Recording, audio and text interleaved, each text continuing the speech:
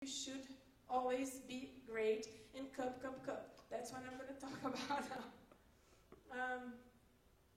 Well, this is some general stuff that I think it's important, talking about anything.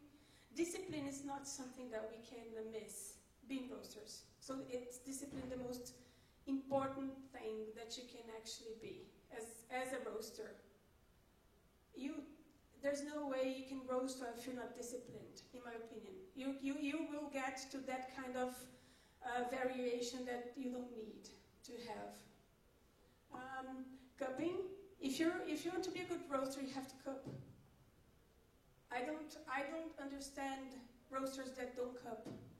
And if you work with that every day, I might be talking about things that you already do in your lives, most of you, but I don't know your backgrounds. So I'm just going to tell you what I think is important. If you have a roastery, you should cup every day.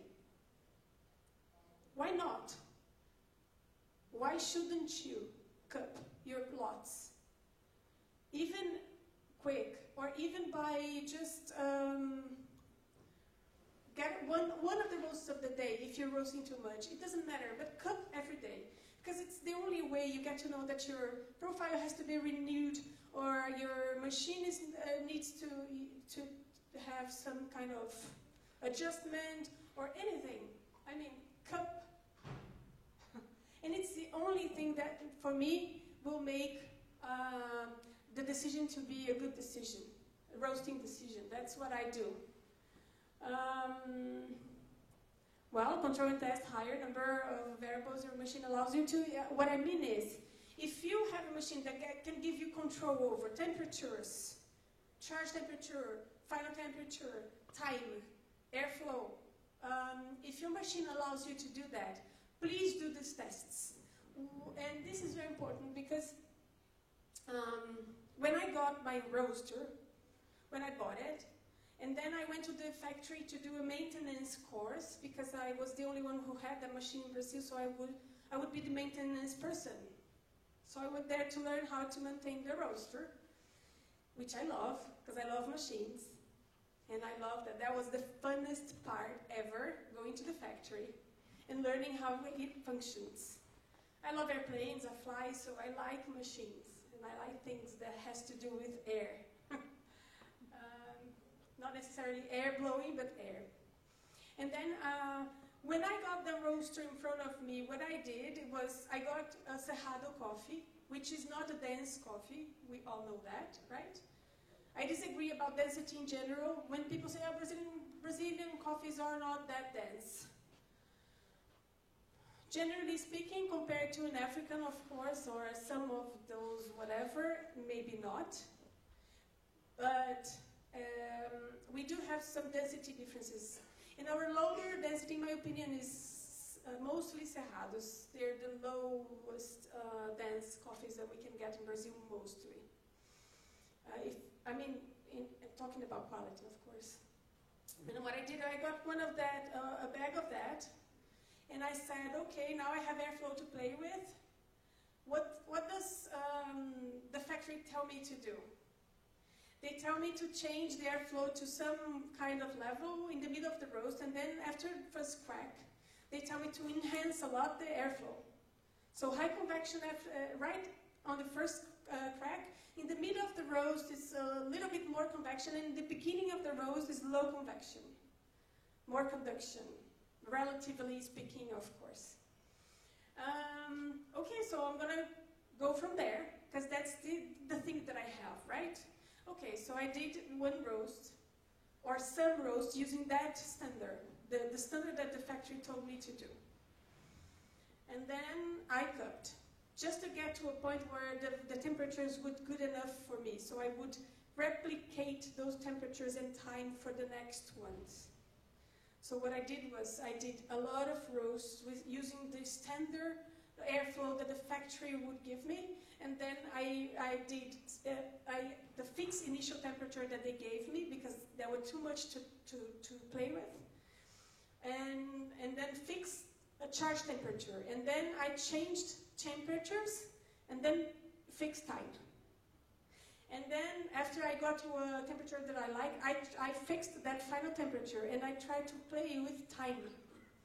Of course, they influence each other all the time. But that was a way I could control things, so I could see how this airflow thing worked. So I got to a time and final temperature that I liked, using that standard factory airflow. And then, using the same time and temperature, I started playing with airflow. And I did a lot of things. I roasted with full throttle airflow, all along. It's horrible. It's always horrible when you go full throttle in a machine that's not supposed to work like that, right? And then I did almost no airflow. Of course, it's impossible. We all know that airflow is something that we always have, right? We need to get the chaff out, we need to get the smoke out, So we will have airflow, but the lowest possible. And then the whole thing, of course it was smoky. I smoked my coffee doing that, of course. In my machine, I'm talking about my environment, okay? I don't know if that can be applied to your environment. I'm just telling you my methods. And then I cupped all the coffees. And then I played with, okay, they tell me to change the airflow here. So I might change a little earlier. And then I did that. I did some roast, changing it minute by minute earlier. And then I did it later. 1 minute later, 1 minute later, and then later. And then I cupped. For that one specific coffee that I had bought just for that. And I suggest, if you want to do all this testing with variables and variables and stuff, you can't do with a bad coffee. That won't do anything for you. You do need to waste a little bit of reasonably good coffee so you can actually perceive some change in the coffee. Better, acidity, sweetness. So you have to have acidic, sweet, great body coffee so you can do these tests in your roaster. That's what I do when I got my roaster, because I didn't know what to do with that. And then I started doing this. And then, this is one of my main tools. Changing the airflow where? We're enhancing a little bit convection in my roaster.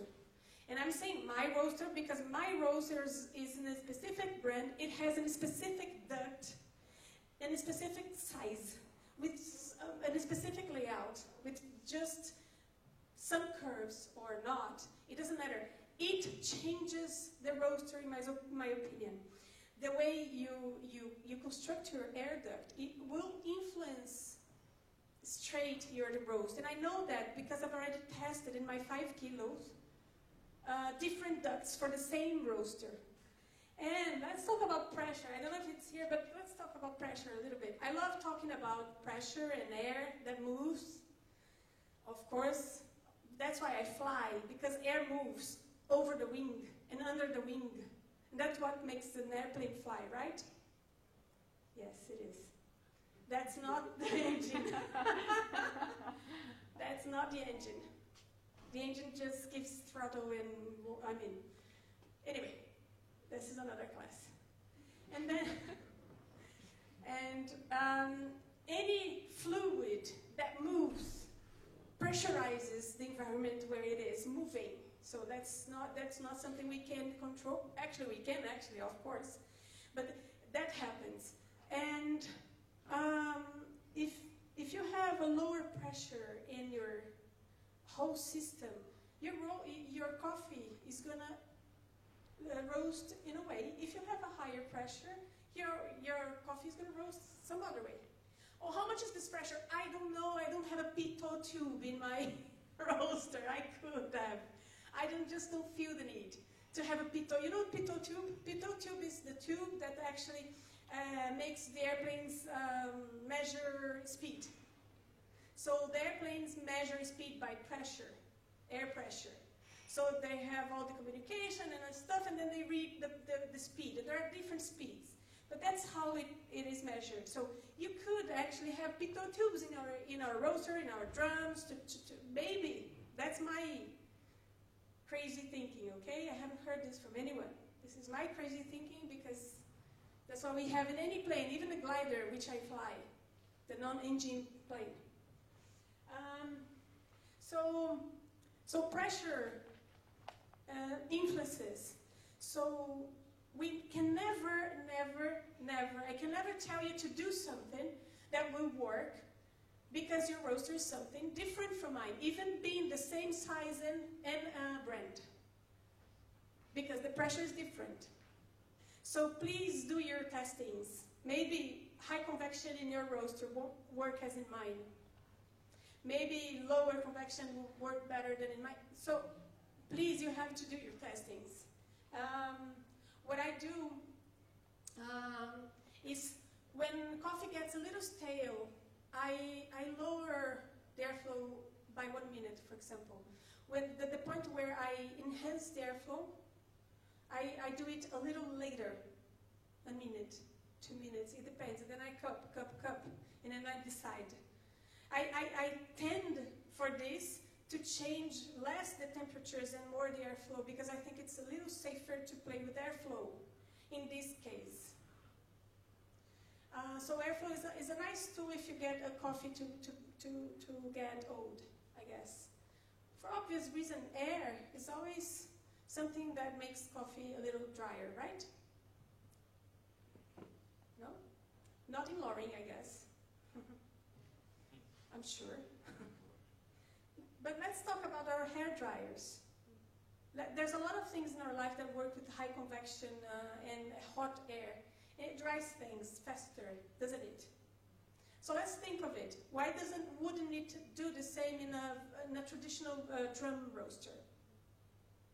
That might do. And the drier coffees that we cupped yesterday and today, they were highly convective. So today on the table, the driest coffees, they were highly convective. And the ones yesterday with the higher frequency of the blower, they were also dry, weren't they? Of course, we did go to the extremes. And then you have to go to where you need to go with it, not extremes. And low airflow in my roaster, what it does, it might get the coffee a little sweeter and a little rounder, but a little less acidic and aromatic. That's what it does in my roaster.